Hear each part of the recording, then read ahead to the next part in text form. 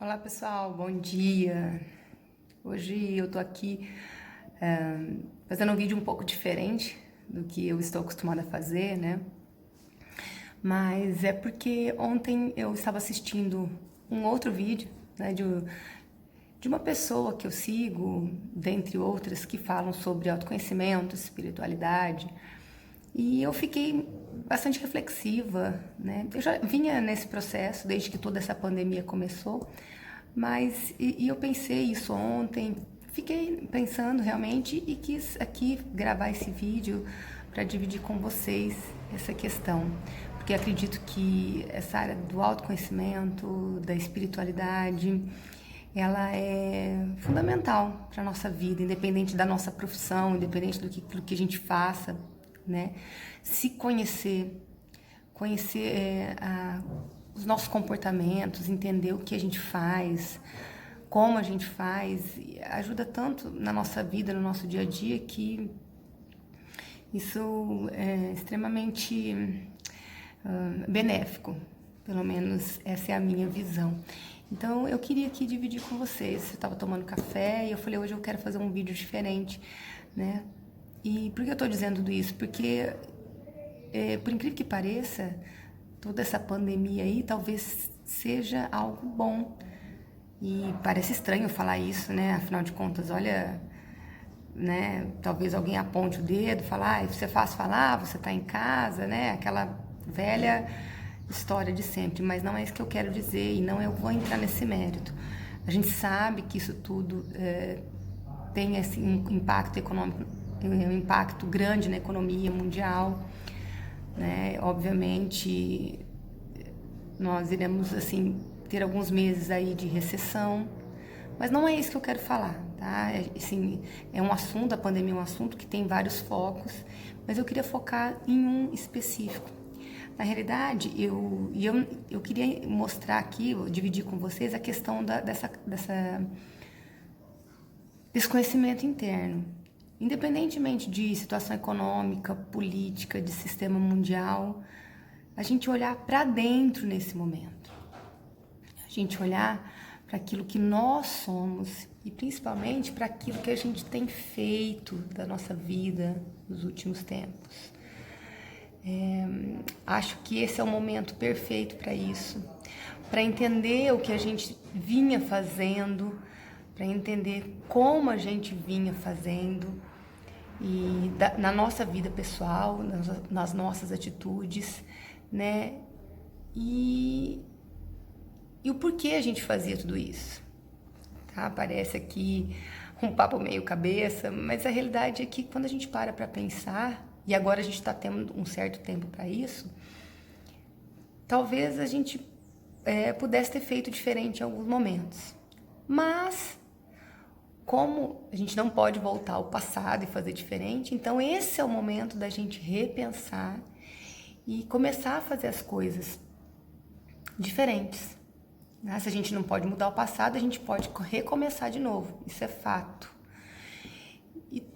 Por que eu estou dizendo tudo isso? Por conta da educação, né? Do sistema educacional. Vocês vejam que há 2 meses atrás estava todo mundo fazendo sempre o igual, ou estava acostumado, e em questão de dias teve que mudar tudo. Teve que mudar a forma de se comunicar com as crianças, com os alunos, a forma de dar aula, né? Tivemos que nos reinventar, reaprender novas tecnologias, ou aprender mesmo do zero coisas que a gente não sabia, né? Então, na realidade, essa pandemia, esse confinamento fez com que a gente saísse da zona comum, fez com que a gente mudasse, pelo menos momentaneamente, aquilo que a gente vinha fazendo até então. Então, o que eu quero dizer com isso? Na realidade, eu quero fazer aqui, vim trazer esse diálogo para a gente pensar, né? Para a gente refletir como a gente estava fazendo antes e se a gente vai continuar fazendo igual depois da pandemia, seja na nossa vida pessoal e seja no nosso trabalho, nós como educadores. Nós vamos continuar usando o velho sistema para ensinar, ou a gente vai buscar o novo? Ou a gente vai buscar coisas diferentes? Porque o que a gente vê, às vezes, é um discurso do novo, porém, quando você chega nas escolas, as carteiras estão uma atrás das outras, como era no século passado. Então, assim, como você quer fazer o novo, como você quer ter novos resultados fazendo os velhos hábitos? Então, aqui, nessa reflexão, eu queria que a gente entendesse um pouco isso. Só me dá um tempinho aí que eu vou apoiar o celular, porque o braço já começou a doer. Agora sim, né? O celular tá apoiadinho e a gente pode continuar, né? Sem ficar muito tremendo a imagem. Então é isso. O que eu tava dizendo? A gente vê muito aquela concepção ainda passada. Por mais, principalmente na educação infantil, por mais que a gente fala tanto sobre o lúdico, sobre a importância do brincar, em grande parte do tempo a gente acaba fazendo o que se fazia no passado, querendo ensinar através de crianças sentadas, comportadas, apenas ouvindo. É muito doido isso, porque por mais que às vezes a gente queira fazer uma mudança, existem as famosas crenças que estão dentro da nossa cabeça. Se a gente foi educado assim, a tendência é você passar isso adiante. Mas com toda essa reviravolta aí que o mundo deu, de repente esse é o momento da gente quebrar essas crenças, quebrar esses paradigmas, sabe? Tirar lá da parte mais inconsciente do nosso sistema cerebral, né? Lá do nosso subconsciente, tirar essas crenças e fazer o novo. Porém, eu sei que para fazer o novo, para fazer o diferente, a gente precisa de uma baita força de vontade, porque tudo que é novo pra gente, e eu digo isso não só para a educação ou para nossa vida pessoal, tudo que a gente quer fazer novo exige um esforço muito grande, um gasto energético, fisiologicamente falando, porque o nosso cérebro ele tá ali programado para economizar energia. E como ele economiza energia? Fazendo sempre as mesmas coisas. Porque quando eu faço sempre as mesmas coisas, as minhas conexões neurais, os meus neurônios já sabem o caminho. Ele não precisa ficar pensando para fazer aquilo, e isso não me causa um gasto energético. Olha que interessante. Agora, a partir do momento que eu quero fazer algo novo, algo diferente, se eu quero aprender alguma coisa, presta atenção, puxa na memória. Você que já tentou fazer alguma coisa, aprender algo diferente, um idioma, um instrumento, fazer um novo curso, aquilo para o cérebro é um gasto energético muito grande, porque ele vai ter que aprender o que ele não sabe, os neurônios vão ter que descobrir, fazer novas conexões para o processo de aprendizagem acontecer. E até ele chegar, até ele aprender esse caminho novo, é um gasto energético. O nosso cérebro não quer isso. O nosso cérebro fisiológico, ele não quer. Então, aí vem a briga. Nós, como seres pensantes, temos que fazer... a gente tem que impor o nosso querer para esse cérebro que quer economizar energia. Então, se eu me propor a fazer uma educação diferente na minha sala de aula, na minha escola, a princípio vai ser doloroso até, porque eu vou ter que mudar toda uma crença que já existe.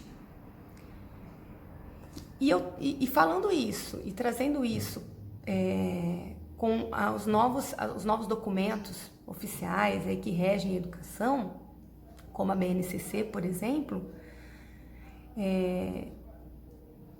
que diz que o brincar é essencial na educação infantil. Então eu tenho que rever meus conceitos. Eu não posso ficar só fazendo sempre o mesmo. Por exemplo, aprender na folha, no papel, o lápis de cor e a borracha, por exemplo. E não aqui, não estou dizendo que não, que é para abolir o papel para o resto da vida, mas ele não é o único foco de aprendizagem. Nas aulas de educação física, nas aulas de movimento, a bola não é o único instrumento de aprendizagem. Mas para que isso seja diferente, eu vou precisar sim sair da minha zona de conforto, sair do meu senso comum e fazer o diferente. Porque quando a gente fala assim, a criança, o brincar é como se eu fosse ficar ali de babá, a criança brincando e eu só observando, não é isso.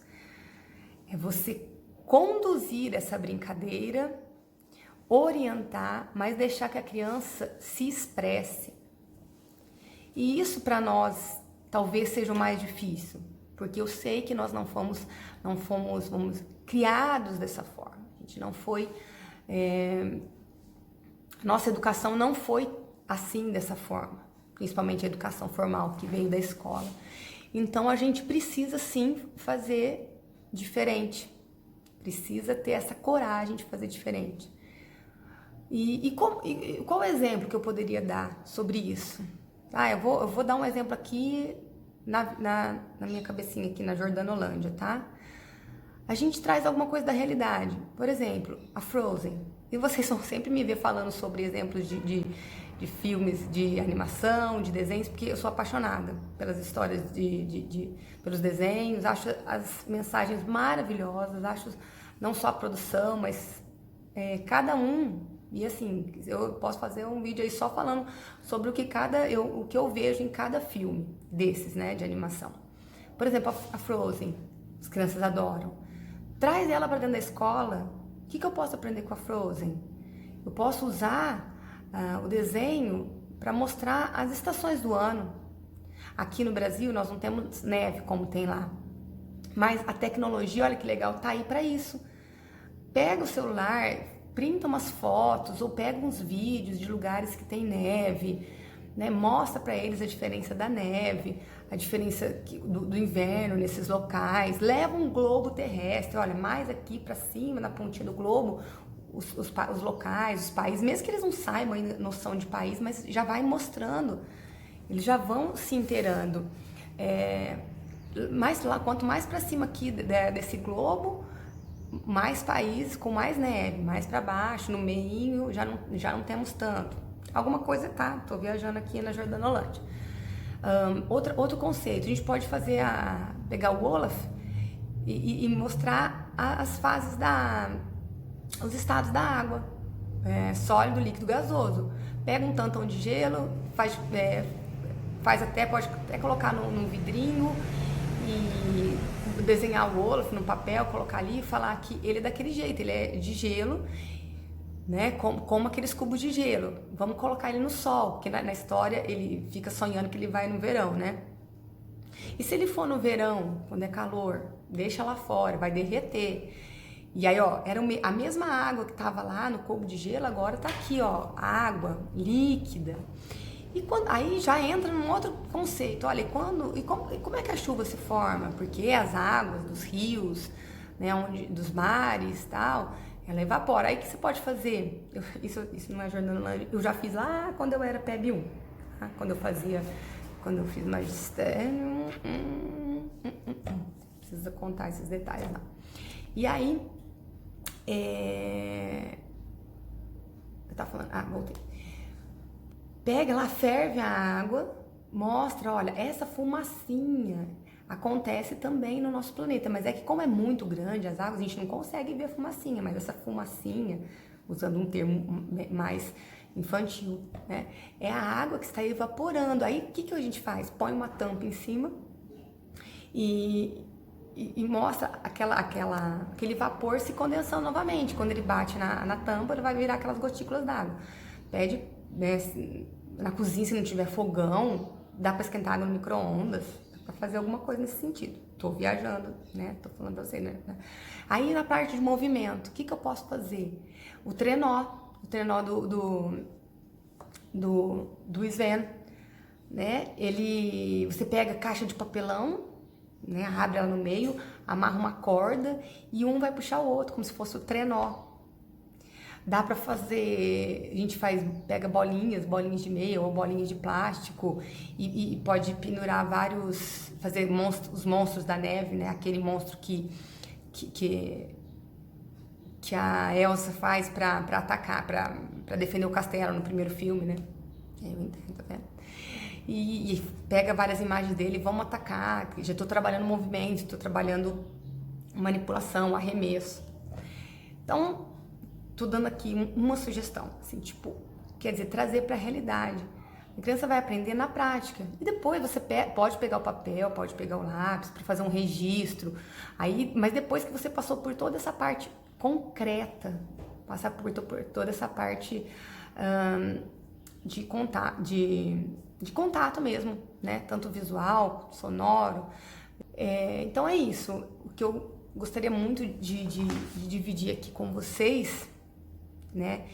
E aí eu quero também, aí no caso, já agradecer a todos vocês aí que comentam nos vídeos, que de alguma forma os meus vídeos estão ajudando, porque a intenção é essa, sabe? É compartilhar o conhecimento, é compartilhar aquilo que a gente sabe, é fazer essa rede do saber, fazer essa rede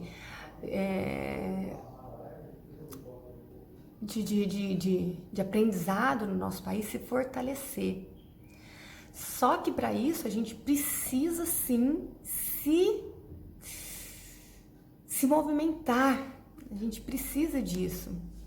Porque assim, eu sei que a profissão não é valorizada, a gente sabe, tanto financeiramente quanto socialmente falando. O professor já foi, né? Nossa, professor. Só que tem uma outra coisa, e aqui é uma outra questão que eu quero entrar. Porque se hoje você está professor, você fez alguma licenciatura ou fez pedagogia, está dando aula, sinto muito, eu vou te falar uma coisa que talvez você não goste, mas você não entrou nessa profissão enganado. Quando você começou a fazer, já faz muito tempo que a profissão está desvalorizada. Então, se você já sabia disso. Você não foi enganado. Você não descobriu, né, depois do casamento. Você não foi enganado. Então, a gente sabia disso. E se está nessa posição, tem que fazer o melhor sim. Porque aí agora eu vou entrar numa outra questão, da questão que eu falo do autoconhecimento, da espiritualidade. Independentemente do reconhecimento externo, eu tenho que fazer o meu melhor. É uma obrigação para comigo mesmo. E outra, além disso, independente da valorização externa, né? A criança, o seu aluno, não tem culpa.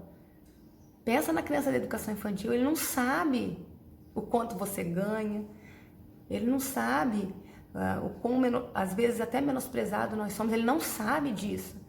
Então, a gente precisa tomar essa consciência. Por mais que a sociedade não dê o valor que nós aqui poderíamos achar que merecemos, tá? E eu sei que a gente merece. Pensa só o seguinte, a criança não tem culpa. Vou te dar um exemplo. Se você precisa ir a um médico, e eu acho que já aconteceu com você, porque isso não é tão incomum assim. Mesmo em médicos de convênio, tá? Não é só no SUS, não. Médico convênio também acontece a mesma coisa. Você tá precisando ir no médico, você não tá se sentindo bem, ou seu filho, ou sua filha, ou alguém aí da sua família.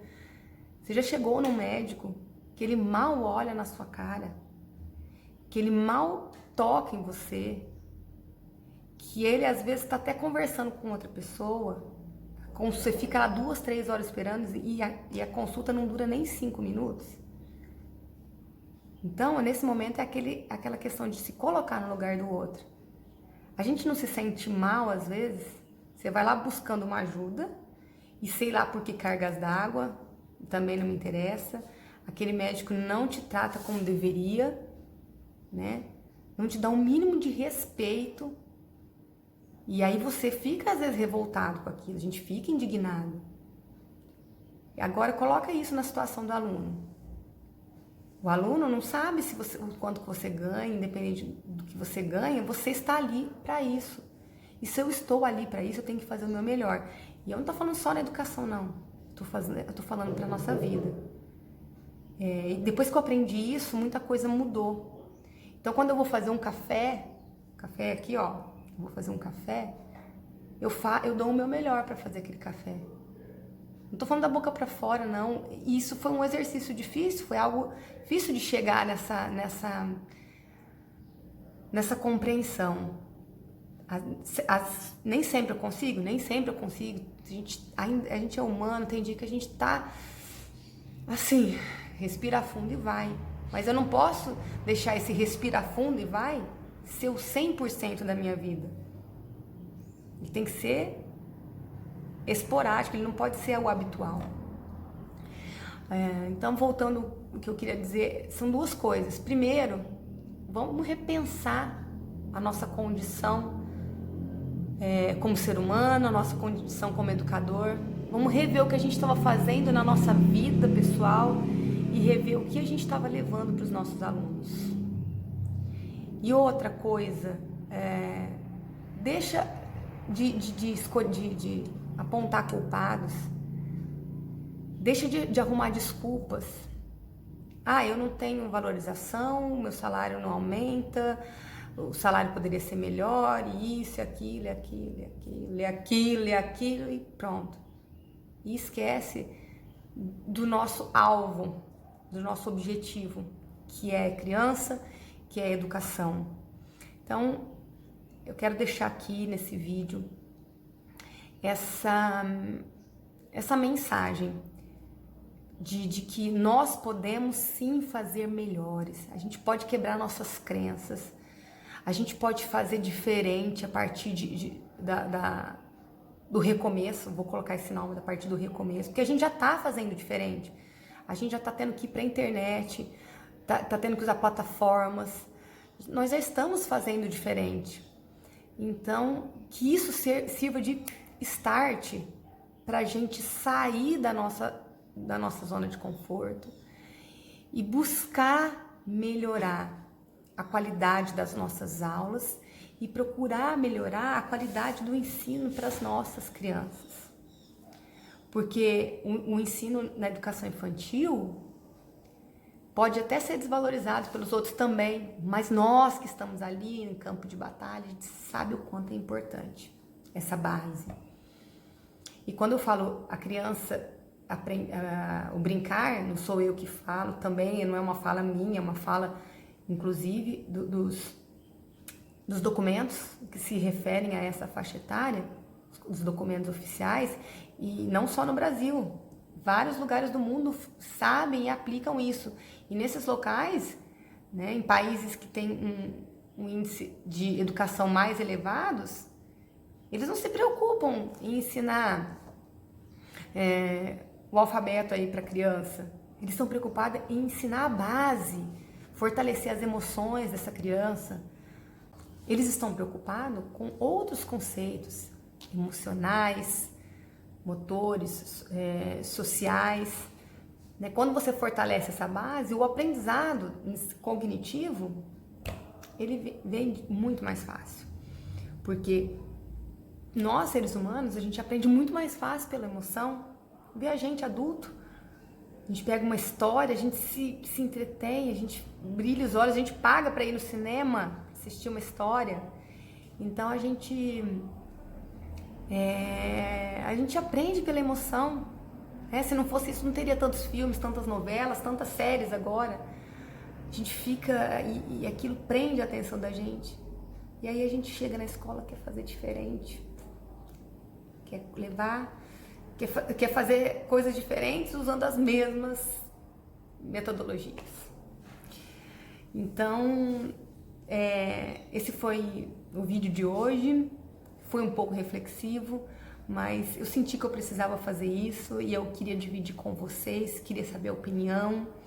Continuem comentando, compartilhando, vamos aumentar essa rede de saber, vamos fazer, começar a fazer diferente a partir da gente, não esperar vir de fora. A gente toma iniciativa e faz diferente, e faz o novo, e aí outra pessoa vai ver e vai gostar, e vai vir, e vai também, aí vai se juntar a nós, e vai, aí aquilo que eu fazia sozinha, agora eu vou fazer em dupla, e vai ficar mais forte, vai ficar mais legal, vai ficar mais intenso, e aí vai vir uma outra pessoa e vai querer também saber como funciona, e vai querer, e aí a gente vai fazer um ciclo virtuoso, e não um ciclo vicioso.